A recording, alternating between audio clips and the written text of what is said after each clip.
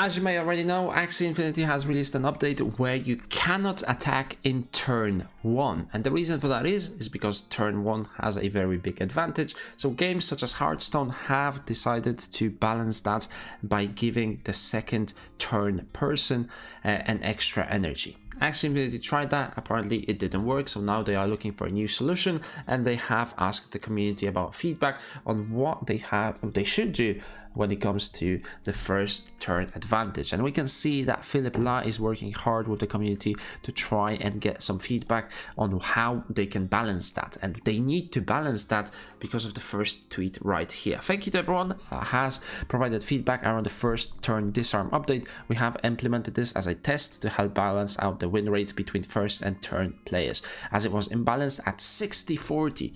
60% of the time, if you are going first, you will win. Pretty much an automatic win if you ask me in the long term. A major contributing factor was the ability to OTK and Axie. One turn kill, for those of you that might not know. At least I'm assuming that that's what it means. So first turn is a huge advantage, so they need to balance that.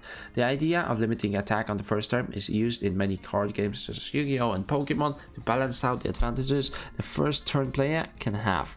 Looking at the data, it has indeed balanced out the first and second turn win-loss rates in Origin to about 50-50. I would like to see the sample size because he comes up with this statement quite early into the turn 1 changes. Now I think turn 1 is still very, very powerful if you have the right team. So if you have a power card that you can use in turn 1, now you have 3 energy to do that.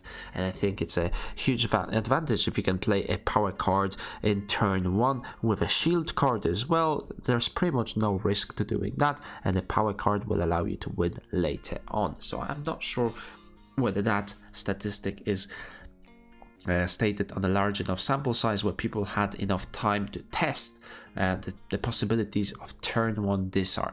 However, we know some areas of the gameplay's experiences are also suffering due to it. We understand our game has different fundamentals than other card games, so the mechanic may not translate well, and that is very, very true. With disarming turn 1, you are limiting quite a lot of strategies. You're limiting attacks from aggressive decks, forcing people to have some defensive cards, which is okay for the balance. But if you are looking to have as many strategies in there as possible so that people can experiment and they can find a team that works great for them, they should be able to play them, and limiting that is not the best way to move forward. They have been listening to a ton of feedback from great players within the community, and apparently they aligned with the great principle around providing players as much choice and decision making as possible, so it's fun and challenging throughout the match, and that is the great way to move forward. You need to provide possibilities for players. They are going to exploit some bugs, but there needs to be more than one team or more than one strategy available to play within the game. Otherwise, the game is simply not going to be fun if everyone is playing the same thing. And you can look at examples from other games. Any game that you pick out from popular games, which obviously had more time to develop, but the more strategies available, the better it is. The more Axies are going to be bred, the more Axies are going to be played, and you can just have a lot more fun playing the game itself instead of being forced to play defensive cards right at the start. In terms of alternative solutions, there are many different ideas we explored, and even with top players there has been polarizing opinions. Ideas range from adding coin flip, extra shield for second player that reduces damage by 50%, and scaling energy cards in initial turns.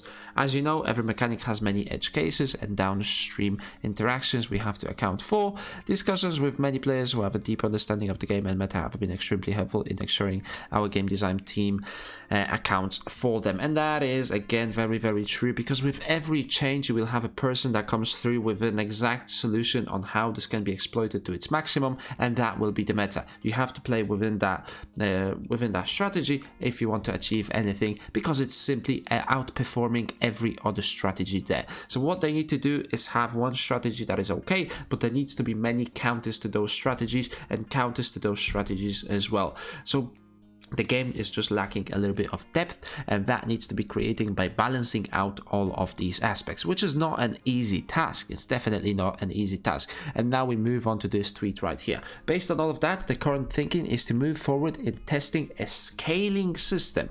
Actual mechanic and numbers to be decided, but here is an example of the general idea. In turn 1, you get 1 energy and you draw 3 cards. In turn 2, you get 2 energy and you draw 4 cards. Turn 3, you draw 1 more card. Turn 4 and onwards, you start getting 3 energy and you draw 5 cards. Now, what does this mean? The exact thing that I'm thinking right here is that because there's not enough energy to kill you right away, teams that are slower will have benefits because they can play the summons, they can start scaling up there, they can start getting themselves leaves on their Axies, they can start getting bubbles, every single small bit and bob that they can play without having too much risk because your opponent doesn't have enough energy to kill you will give you an advantage. Endless anger will have a lot more time to start popping off, right?